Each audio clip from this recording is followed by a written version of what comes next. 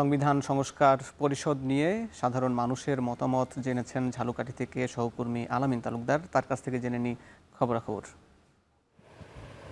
ঝালকাঠি থেকে ভোটের ট্রেনে যুক্ত হচ্ছি আমি আমিন তালুকদার।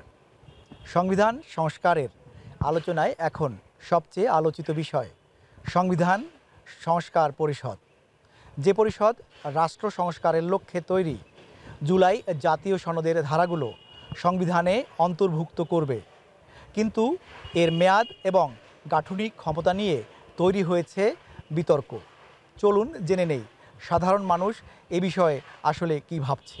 ৭২ সাল হইতে সেই সংবিধান যে কাটাছেড়া অমুক সমুক হইতে আছে, যেটা মানুষের কল্যাণে কিছু আসে না, মানুষের ন্যায্যতার ভিত্তিতে আসে না। আমরা চাই এমন একটা সংবিধান যেটা মানুষের কল্যাণের জন্য আসবে। আমি চাই এমন একটা সমাজ গড়ুক, এমন একটা সংবিধান আসুক যাতে সবাই সমতা পায় এবং সবাই তাদের অধিকার ভোগ করতে পারে। আগামী সংবিধান আসলে তরুণদের যুগোপযোগী সমতা, ন্যায্যতা, যেটা আসলে আগামী প্রজন্মের জন্য সুবলতা নিয়ে আসবে, বা আসলে এমন সংবিধান না যেখানে আপনার বারবার কাটাছিটা হবে। সংবিধানটা এমন হোক যেটা তরুণ নির্ভর হবে, যেটা তরুণদের সামনে এগিয়ে নিয়ে যেতে পারবে। আর সংবিধানটা এমন চাই যে যেটা নারীর অধিকার হরণ করবে না বা তরুণদের অধিকার হরণ করবে না।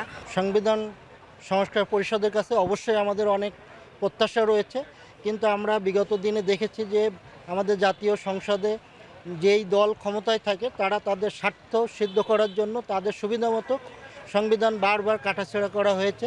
কিন্তু আমরা চাই এমন একটি সংবিধান যেখানে এই বাংলাদেশের আপামর জনগণের আশা আকাঙ্ক্ষার প্রতিফলন ঘটে। সংবিধান একটি রাষ্ট্রের প্রাণ, এটি মানুষের আশা ও বিশ্বাসের প্রতিচ্ছবি। তাই মানুষ চায় এমন এক সংবিধান যা ন্যায়, সমতা আর গণতন্ত্রের ভিত্তি আরও মজবুত করবে ভবিষ্যৎ প্রজন্মের জন্য। আমিন তালুকদার, এখন ঝালকাঠি।